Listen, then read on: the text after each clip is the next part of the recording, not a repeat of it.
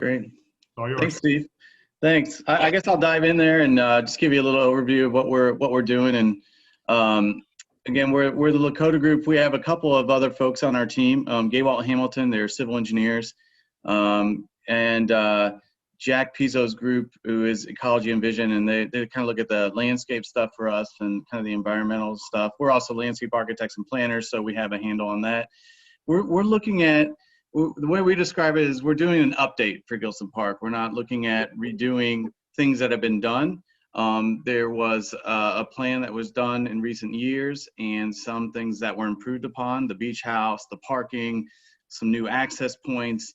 So there have been some, by and large, some very positive things that have happened in the last few years, and we're kind of building upon that. So really looking at a host of things just in kind of these key themes. So looking at the landscape, the different sub areas of the landscape, looking at the programs and the uses, you know, as we talk about circulation and everything from vehicular circulation through pedestrian and bike, making sure that we have good access to all parts of the park, looking at the facilities and, you know, everything from maintenance to buildings that are on the site and structures, just to get a handle on that.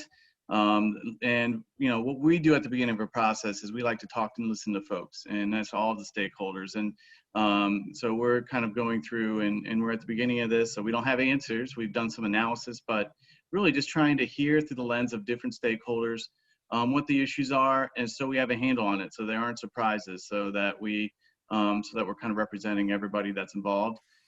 So we've been doing this. We started today. You're our third group. We'll have a number of groups today and tomorrow, and we're also going to have a community workshop coming up. So we'll hear from the residents of Wilmette as well, just at large. But today it's really about getting a handle on, you know, we're talking to some of our neighbors, MWRD, water treatment plant, and just understanding, and from your perspective, the relationship between the park district, the property. Like, we just spent a lot of time going through the property lines and understanding all those various lease agreements and things that are happening, so that we know it before we start drawing concepts. Because ultimately we'll draw some concepts and we'll kind of bring that and we'll make sure we share that with everybody, including you. But we want to make sure that we know the information as much as we can before we do that. So that's kind of where we are right now. And we wanted to just have a conversation with you and kind of go through your relationship and more. I think it's kind of a lot of the physical components and how you relate on that border. And we have, you know, Tom can share the map and all of the things like that we need to refer to if that's helpful. So I don't know, maybe if you can just introduce yourself so we have an understanding, and then we can share a map and kind of dive into a discussion.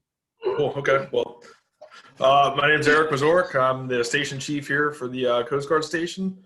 I got here last summer, June of 20, which was a challenge for everybody. We came from Florida, so it's definitely been quite the change for us. But yeah, it's unfortunate because a lot of our partnerships are just not happening right now because the face-to-face stuff is not what it normally is. So my apologies for that. You know, obviously we can't do much about it. So at least we're here now doing something. So I know Steve, you're talking a little bit about the seasonalization, which you guys are kind of in the loop on.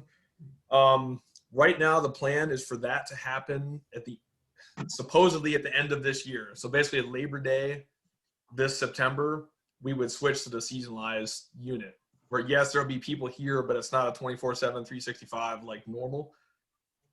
Nothing is happening with that yet. There's not much traction. It's years and years in the making to get to this point, and we're several years deep. And me personally speaking, I don't think it's going to happen this year, but you know, we're full of surprises here. So we'll take that as it is. So right now we'll plan on being here 24/7, 365 until otherwise, you know, and I live close by too. So trust me, I want to stay right here. My commute is like 8 minutes and I'm not going to argue that. Well, it's definitely a great place to be stuck. So great. And maybe if you're a park user, you have a different perspective as well. And maybe there's a couple other things you can add to the conversation. Sure. Tom, I don't know. I think it might make sense to share the screen and kind of walk, because a lot of this is understanding just this relationship between the property lines and who has control over what. And if we show an idea, hey, we want to improve that walk or that wall or that, like who are we dealing with? who's in charge, And just, we don't want to step on toes. We're just trying to make improvements to the park itself. It looks like you have sharing disabled for this one. And real quick, if I can add, our biggest, I don't want to say it's a gripe, but our biggest issue is especially during this, peak season, when there's cars lined up on Harbor Drive there at the turn where it splits in front of the yacht club. It's very difficult for us, like right a little bit further to the left there.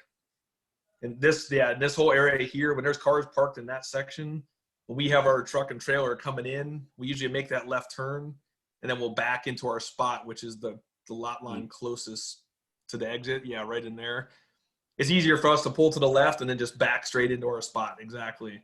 And that would be my only gripe, I guess, is when people park along that turn, which they're probably yacht club employees. So, I mean, that's obviously, I don't want to step on too many toes or anything, for their convenience, but that's our biggest traffic flow concern, I would say. Okay. Well, that's good info. And okay. Yeah. Just making some notes here. I mean, that whole area is definitely kind of a bottleneck, especially at the peak of the season. And you got, people waiting to get buzzed through by the gate guard and all that stuff, which I understand it's permit and all that. And I get it. And people are paying good money to be members. And I totally respect that. But so you enter. Oh, go ahead, Deb. I was just wondering what kind of vehicles you're maneuvering. We have they're F450s. They're big dual lead crew cab trucks, and then the 29-foot boat. So you're looking at about a 50-foot long truck and trailer combination. So it's difficult for us to go past the station because the road's not wide enough in front of the station footprint there for us to make that turn. So it's easier for us to make the turn to Upper Drive there and then back the rest of the way. So any cars in that little section there make it a chance. It's not impossible, we're still here and everybody still has all their mirrors and stuff, so we're good. But that would be one piece that my engineering petty officer wanted me to bring up. So yeah. Okay. And Chief, can you clarify something for us? Yes. We drew this arrow here just below the pink shaded area. That's not where you're trying to get your equipment. Isn't there a center drive in the middle of your building? Well, right where that pointer is, right there, that's our first driveway, and then we have another gated driveway to get into the building, and then the other parking lot, which is to the very far end. Okay. So there's one there, and then right in there. Right, exactly. Yeah, that's the ramp that goes down into the yacht club's little yard there. Right. Thank you. Yep. Chief, this is Scott Ferris. I'm sorry I jumped on a little bit late. I'm with the Lakota group. And I heard the tail end of your conversation about the seasonality. You may be changing the dynamics by which you inhabit this site throughout the season. Was that? That's correct. Usually there's been, close to a dozen stations around the Great Lakes that are redundant, for lack of a better word, because, the way this harbor is set up and the way some of these other harbors are set up, it's easier for the stations to shut down. And then the next station to the north or south would pick up, whatever slack is there per se. So what would happen basically Memorial Day to Labor Day, the station will be inhabited, 24/7 throughout that time. And then it would shut down to like just a caretaker, make sure the doors are locked and, all the climate control stuff is going on. And then that's it. And then, in the spring we come back out and open everything back up for the season. So that it's still in the works. It's been in the works for a couple of years now. It's not set in stone yet, but it's been on the rumor mill. So we're just trying to kind of keep everybody privy to that. So and then the operations in those off periods would be up in Waukegan or Michigan. There's a full station up in Kenosha. Yeah. And the Kenosha site is actually a little bit better because the harbor entrance it's a federally maintained harbor, and there's a bigger asset that can go into that harbor entrance. So that's the key, is having the 45-foot response boat gives us, basically about the same, because we have a 30-minute response time. At full speed, it's a little over 30 minutes to get us from up there to down into this area again. So that's their mindset, is keeping the Kenosha the full time, and then this would be the seasonal for the peak boating season. Okay. And is the biggest piece of equipment you have a 29-foot boat? Is it a twin engine, right? Or Yeah, it's the twin engine response boat, 29 foot. We have 2 of those on site, and then we have a ice rescue inflatable boat. yeah. Let me ask you another hypothetical question. I mean, because I've seen your facility. My dad was in the Coast Guard years ago, and so Perfect. I just have a question. If you were to build the facility of your dreams here, where would it be on this? It wouldn't be. It would not be where it is right now. The location of the site is not bad. It's the entrance that, as I look out my window here, looking at the entrance and looking at the breakers over the bar there. If they could reconfigure that breakwater, to give us more of a protection from those rollers coming across the bar there, that would be where the work would go. But that's nothing, probably not in the park's scope of things. No. Harbor entrance. I guess You got that, Steve? You got it? I'm not. Here's the question. Stop listening as soon as he started talking about things in the water. No. Here's the question. Here's the rationale for the question. Sure. That's a really valuable piece of property in the bigger picture of the holding of Gillson Park. It's dead smack in the center. It's not ideal from a circulation, roads, our connection to the harbor, whatever. This is in the hypothetical. I'm employing this to happen at all. But if you were to build a new facility, a smaller facility that harbors you in those seasonal months, with your 29-foot piece of equipment and your Ford 350 with dualies off the back, is there a better place to put it in this harbor? In my mind, it would seem that you'd want to be up close to where it says the 911 Memorial Garden. Because it frees up the entire harbor for more slips, more functionality from a harbor standpoint, and puts you closer to the outfall to get out in the lake faster. Yeah, and I definitely, that footprint over there is pretty nice too. I know the value of this property is. Steve is looking to push some kind of button that blows me up. I know that they probably want to bring the bulldozers in here and take care of this place too, but it's what it is. The only reason all ideas are good ideas at this point. It's definitely making me nervous, but I'm here for the conversation. I get it.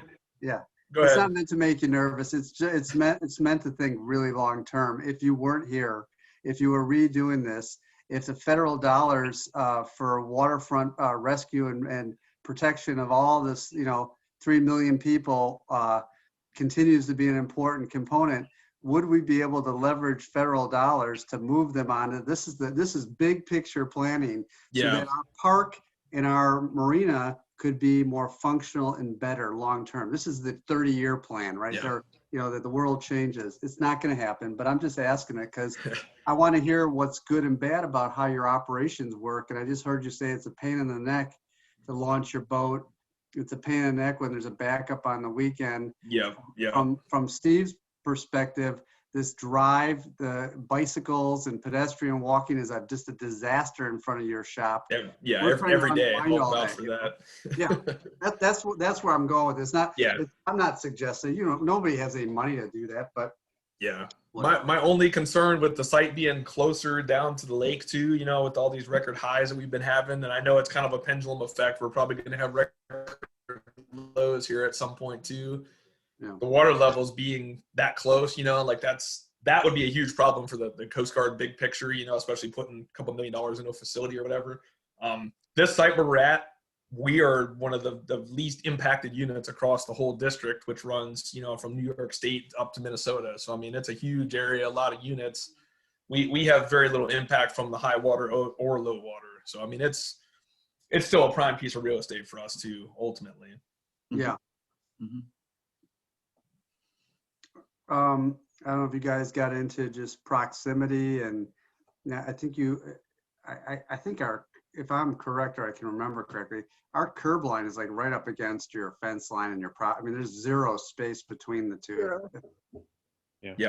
Yeah, and then there's pretty, well, it was pretty thick hedges along the east side there too. But, and just to throw a plug at the Park Service too, I mean, you guys have been awesome at keeping everything, looking great throughout the fall. It's my first fall up here too, so I mean, it was fantastic everything they did to keep things nice for us. So we appreciate it. Thank you. Yeah, are there any general safety or security concerns as it relates to the edge of your property? The security thing, I know that's kind of a double-edged sword there, because the Coast Guard has certain standards of security for a federal facility, and then I know the community has a little different vision of how that's going to look, and the compromise is where we're at now is a 4-foot chain link fence, which is not even Right. close to what the federal spec is for it. Every once in a while we have people coming in because they think it's part of the yacht club, which I expect that, we're in a park, like we can handle that. Sometimes people come around the lower fence there, but we have people are here, like we have cameras, like we're, pretty secure in that aspect. Sure. But it's not to the specification of what our deal is, and like to put this fence in here, that's probably $150,000-$200,000 that would be years, trying to get the money to get that set up. And then guess what? You've got a big 8-foot tall aluminized black fence around the place. So it's like the aesthetic value kind of goes way down. So. Right. So this is kind of a good compromise at this point. Yeah. We exactly. don't have access along the boardwalk or the pier though. It's closed off on both ends. You can't walk continuously along the dock, so to speak. That's correct. Yeah, the cutout, like right where that right about where the G is there, that little cutout for those ramps that used to be there. Yeah. There's a fence that blocks because our floating piers go out there. Yep. But otherwise the walk goes back and forth, and they're behind our property, but they're part of the yacht club. So, because there's boats there. I mean, they're in the slips right there. So. Yeah. Mm-hmm. But you can walk up to those boats. You just can't where you have your old ramp used to be. Yep, exactly. And there's a lot of stations throughout this whole region that have that set up because there's a platform from, pushing 100 years ago now that they used to just roll right out of the building and then into the water. And it's been, long gone. Yeah. Sure. And those facilities are out there. I've never obviously been in it. Are they in good shape? Are they in the It's actual decent. building? I mean, we have a couple projects in mind where we're going to do some, there's like sheet piling in there, Z sheeting, and then there's wood toppers on it. And we're eventually going to replace those wood toppers with some, pressure treated and kind of get everything looking fresh again, because there's some pretty old timber out there. But I mean, overall, the facility is still in good shape and it's still, still standing up well. There's no failures, no washouts, nothing like that. Okay. Yeah. Let's see. You said you've been here a year now? Is that what you said? A little over a year? About 7 months now. I got here in the 7 months. summer. Yeah. Where were you at before?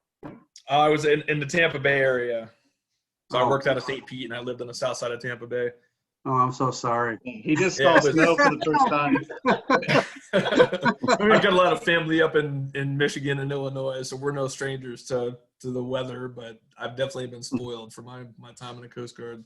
Oh God. Yeah, that's a Yeah, nice it's place tragic. to be. Yeah. Today. It could be worse though, I could be up in the UP or something and, have a dozen feet of snow on top of me. So I'll take it. Yeah. Yeah. Yeah, I heard those stories. My dad was on a ice cutter in Lake Superior for a year. Perfect. He said it was Perfect. miserable. It was the absolute most miserable experience. He goes, you know what? It's probably no different than being quarantined with COVID. Yeah. There's nothing to do. Nothing to do. It's noisy and with a bunch of people you don't want to be with. And Yeah. Yeah. Wow. I'm trying to think what other. I think we just want to kind of get inside your head in terms of how you're operating that facility, and sure. we want to be able to maintain the security levels that you expect. At the same time, we want to make everything look great, and we want to be able to try and find a way to squeeze some more opportunity out of our circulation and pedestrian and bike systems. And I think that's where our real dialogue with you is in terms of where is there flexibility, where is there not flexibility. The front of the building, if I remember, there's literally like 15, 20 feet from the edge of the curb to your front door, isn't it? I mean, it's literally Yeah, that. about right. It's a decent amount. I mean, we can back that F450 and then it goes from the fence to the door basically. So there's 30, 35 feet probably, I'd say. Yeah. And Steve, remind me, we've got the grade rises up pretty hard on the north side of Harbor Drive. Correct. But it's flat on his property, on his side. Correct. Exactly. Yeah. Right. Yeah, there's probably a 4 or 5 foot grade, I'd say, between our side and that side. And then down to the harbor's edge is probably another 5 feet above, the high water right now. So. Yeah, I mean, from an access perspective to your property, it does get tight and there's a lot of grade change there. So is there a more ideal way for you to be able to get your different boats and trucks into your property and into the parking lots? I mean, it's not bad, really. The ramp that's to the to the west there for the yacht club, that ramp goes down pretty far, but our grades are all pretty good. It's just a little bit of a slope coming up to Upper Drive here. I don't know if my arrow's showing or not there, but yeah, that whole section there, there's a little bit of a rise, but if there's room to maneuver in there, we can get in there just fine. So, Sure. Resculpting the earth there is probably not necessary. Right. Okay. And it doesn't work from the east side to come in. I mean, you have a parking area off the east, off that east side, right? Yeah, that's our main lot. And usually you come in Harbor Drive, you make the right turn, you go in, and then when you go out, you just make, you have the option of left or right, obviously, and it's a little tight for us to even think about getting boats in there, which we do have our auxiliary boat stored in that lot right now, but that's quite a endeavor to get that thing in there. So. Is there we have our fence right behind is there any room to to put a sidewalk further onto your property towards your building, or is it just obviously moving the fence to do that? But I mean, there's definitely a right way to do it. Yeah. And it would definitely help with the, I'm just kind of eyeballing it out here. I mean, it would definitely help with the pedestrian flow to kind of keep the roadway open. Well, that's what we're trying to do is we're trying to separate cars and bikes and walkers. Yep. And the problem we have is the other side of the street requires a lot of grading and retaining in order to adjust for all those things. And so we get ADA issues and all that stuff coming up with that. How close can the sidewalk go to the curb edge? Can it be on the curb edge, or does there have to be like a little buffer between the roadway and the? No, I think we could do it. I think we could do a carriage walk that comes off the back of the curb. We just have to define the material so it's clear what's vehicular versus pedestrian or whatever. Yeah. Yeah, I mean that would be ideal. Even if it was 8 foot, or I don't know what the standard is there, but I mean if you had even 6 foot coming off that edge, that definitely wouldn't hamper too much. Tom, do you remember what we got over there right now? I mean, there's nothing basically, right? Wow. Yeah. I mean, literally in front of there's nothing. It's like you're on the street at that point. There's a little bit of grass on the frontage there, and then there's a curb. I mean, people walk. Yeah, they walk on Harbor Drive sometimes. That's the issue. Yeah. This drive in particular is really, really tight to Harbor, and is a pretty quick illustration as to just how narrow that stretch is. Mm-hmm. I'm just wondering if we could get a carriage walk along Harbor Drive towards the Coast Guard building, just move the fence back. At least we'd have some sort of separation. Because towards the east side, the fence line is very close to the road, like where that driveway comes in on the east. Yeah. But there's definitely some, there's a little bit of footprint in between as you get further west. Right. Yeah, that path just ends right there. Yeah. The driveway. Yeah. Yep. Yeah, and I think that's probably a 4 foot wide path or something, right? Right. Right. Yeah, I'm just trying to look out there. That's probably a 4. It's not that wide. The point is, I mean, we don't have a game plan or any kind of details or thoughts. I just want to make sure, is it okay with you guys if we think about the idea of using some of that space in your front yard or moving that fence back to accommodate this? There's nothing from a safety or federal or any kind of other type of restrictions in terms of, that maybe not as much, but that idea. Yeah, there's one big, it looks like an oak tree here on the corner. Yeah. Which might be an issue, and then the fence line might be a little bit an issue, but as long as we can maintain enough space away from the fuel farm there, and then if we can get a truck back into that driveway, that would be pretty nice too. But. What do you usually use the east parking lot for? Is that just for visitors? The east side is the duty standers, and then anybody that's transient coming through, visitors, whatever, that's their primary lot. That's the one that's open all the time. And then the one to the west is the the people that are here for 48 hours at a time, and the extra boat storage and all that.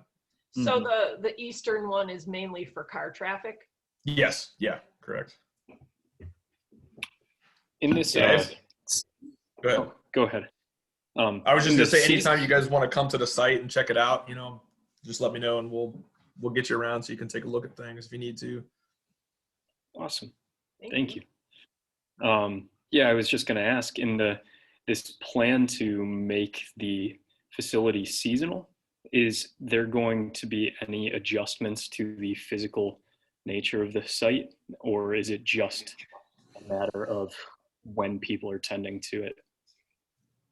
It'll be a personnel and then an asset change, really. I mean, ideally, like some of the people, especially that live like way south of the city, I mean, we're spread out everywhere.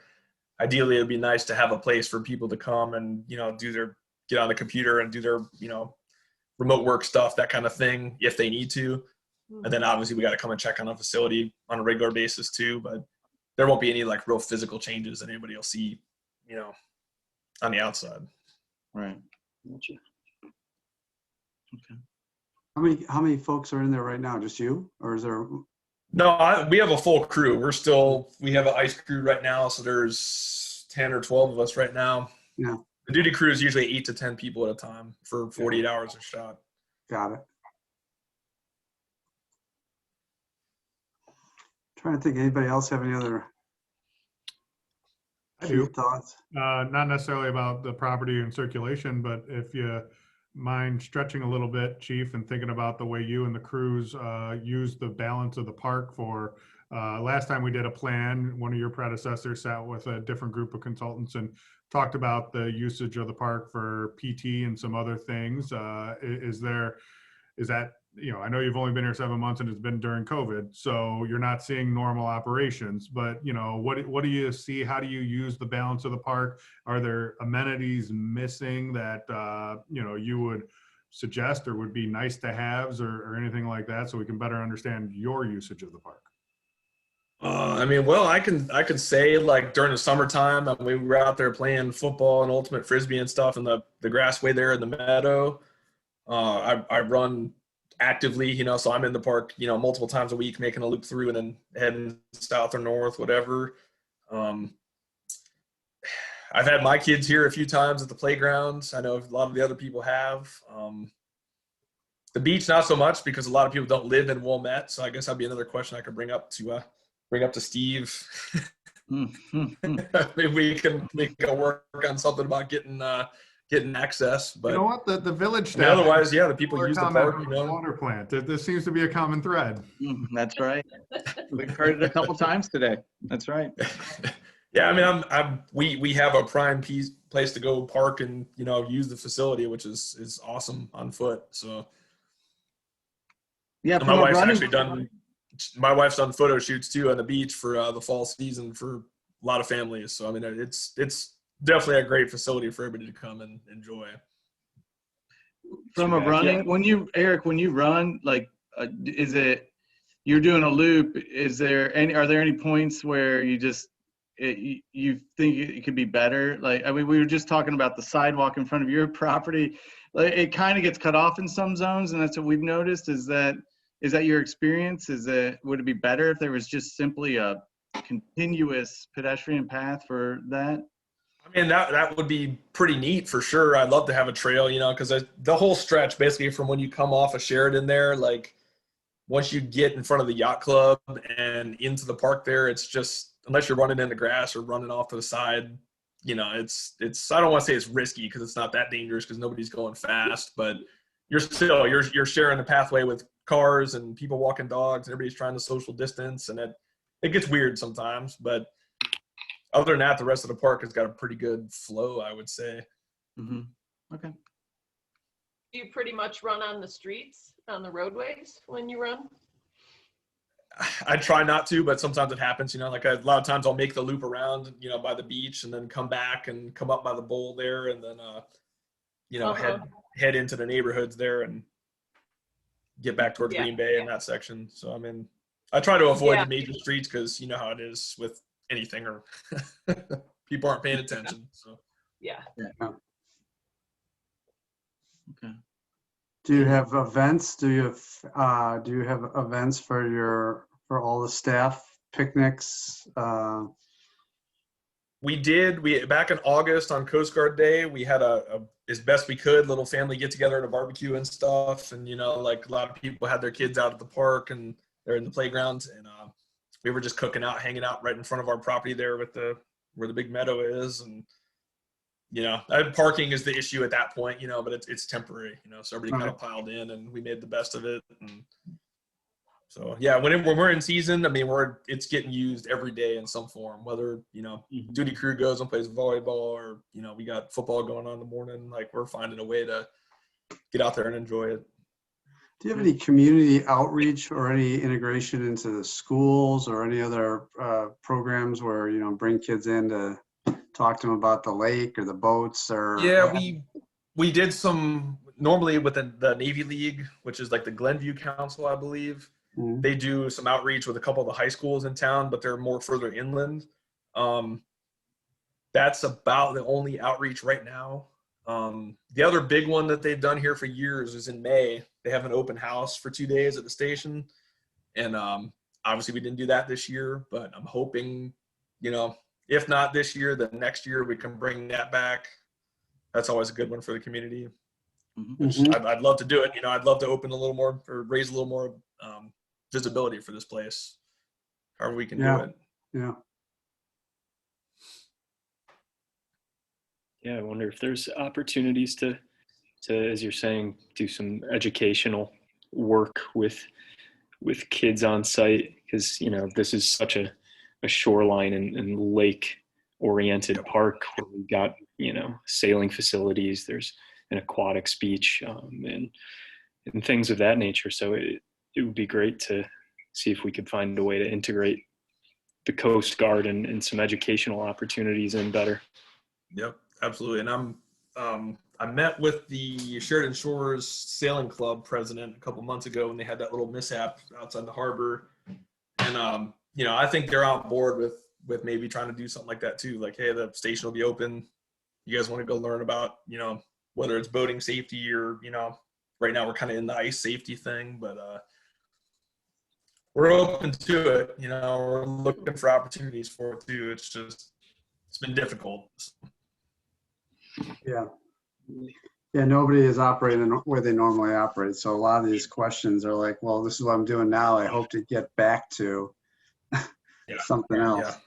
Right.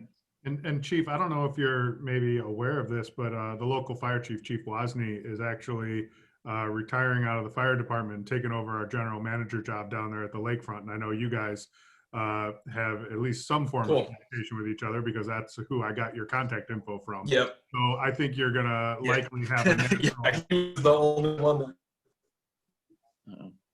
Yeah, I think you're going to have a natural connection there on some of those things. So. That's perfect. Cool. That's this summer. Yeah, that's another one. All those partnerships just. What's that? No, I Yeah, was we're having some bandwidth issues here, so we're all kind of talking over each other. Yes, Scott, to answer your question, yeah. the new lakefront manager, Chief Wozni, who will no longer be called Chief, come February 15th, because he'll be our lakefront general Got it. manager. So there's already some of the Coast Guard and water safety lingo that the two sides will share very much in common, because our new lakefront manager was also a certified diver, rescue diver, and led that crew still. So they I'm sure have met before and can partner together on some of our aquatics camp safety guidelines, some of our sailing beach guidelines, things like that. Right. Great. Awesome.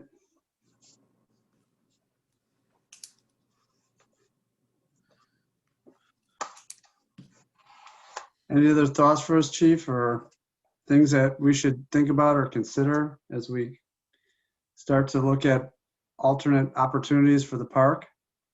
No, I think that pretty much covers it there. I just appreciate you guys looping me in, and I'm glad to help out where I can, and hopefully we can make things better. That's the goal ultimately, right? So. Great. Yeah, well, we'll as we put together ideas and concepts, begin to share that with the staff and board, we will circle back with you as well, and bring you into the loop of ideas that we're coming up with. Sounds good. I appreciate it. I have one remaining question if you've got another minute. Sure. So when you were down in St. Pete in Tampa Bay, was there anything about that facility that, or the surrounding area that could be integrated into Gillson Park, or even any waterfront park that you saw down there? Well, when I was in St. Pete, that whole area was same deal. It was kind of a more historic, saying 100-year-old, had been a station forever, federal facility. It was located with a municipal airport, and then there was actually like a city park, a waterfront city park on the north side of the airport. And it's kind of a Florida thing to have like those river walk deals, with the sidewalk and the handrail right on the water, So I know that's not possible here, but I think this space is utilized pretty well, considering it's just moving people and moving traffic through here. That's the problem, and that's what we're faced with, is everybody has their own car, everybody has their own means, and that takes up a lot of real estate too, which, takes away from the green space. So. Exactly. Yep. Yeah. I thought you were going to say put in an airport. Nah, we're close enough to O'Hare. I'm good. Good. I'm glad Or a that's landing the pad. route you were going. Or a landing pad for your helicopter. That would be nice. Now, Waukegan's close enough too. They do that seasonally there, and they lease a hangar, and they've got a pretty good setup there too. So I don't feel for them too much. Is the helicopter normally stationed in Muskegon? There is a seasonal in Muskegon. There's a seasonal in Waukegan, and then the actual year-round air station is in Traverse City. Traverse City, yeah. Like two or 3 years ago, they upgraded to the Jayhawk platform, which is the Black Hawk series helicopters, and they've got way more range, way more speed, so they can be in a central place and cover most of the lakes. So, but they'll take a crew from Miami or Clearwater or whatever. They'll bring them up here for the season, and they'll be at Waukegan or Muskegon for the heavy season of traffic. Yeah. How many calls do you get a year out of your station? This last year we had almost 60 actual cased search and rescue events, and then we did about 60 boardings of recreational vessels. So I'd say average 50 to 60 a year. And what's your zone that occurs from Waukegan to Chicago, or? Yeah, basically it's a North Ave in Chicago and then up to Waukegan. And so what'll happen, Station Chicago will take, if and when the seasonalization happens, they're probably going to shift up, I don't know exactly where the range will be, but this will be under Kenosha's envelope. So this will probably be the southern end of Kenosha's envelope. So the station down by Navy Pier, that's off the river right there, that goes as far south as the south side of Chicago, and then up to the north end of Chicago, pretty much. Yeah. But they have the whole river. They have like 50 miles of river, Oh, which river. is insane Oh, to yeah. believe. Yeah, I mean it's a lot busier. Just with the harbor alone and the playpen, like they have enough to keep super busy. So Yeah. Wow. That's And then- unbelievable. I don't think people understand that. Like, I don't think they Yeah. understand those metrics or understand how often you're out and about doing stuff. Yeah, I mean it's during the summertime. It's every day there's something, and a lot of them don't officially get cased. I mean, there's probably 100 contacts between Memorial Day and Labor Day. Honestly, I mean, and if it was high boating season, non-COVID times, we'd probably double that on top of it. So Wow. I'm surprised it was as busy as it was. Honestly, Well, everybody was out and about. I mean, that, the Yep. water became a safe haven for everybody. yep. All right, Hopefully, it Chief. gets better this year. Yeah. Yeah. Yeah. Well, thank you very much for your time today. We appreciate it. We hope to be back in front of you and take some more of your time to show you some ideas in the coming months. Sounds good. I appreciate it. Whatever Thanks, else Steve. I can do, like I said, let me know if you need to see anything or you just need a quick snapshot or some weird measurements or whatever. Let me know and we'll make it happen. That would be great. We'd Great. appreciate it. Excellent. Thank you. Okay. Thank Have a you. great All day. right, thank you guys. Care.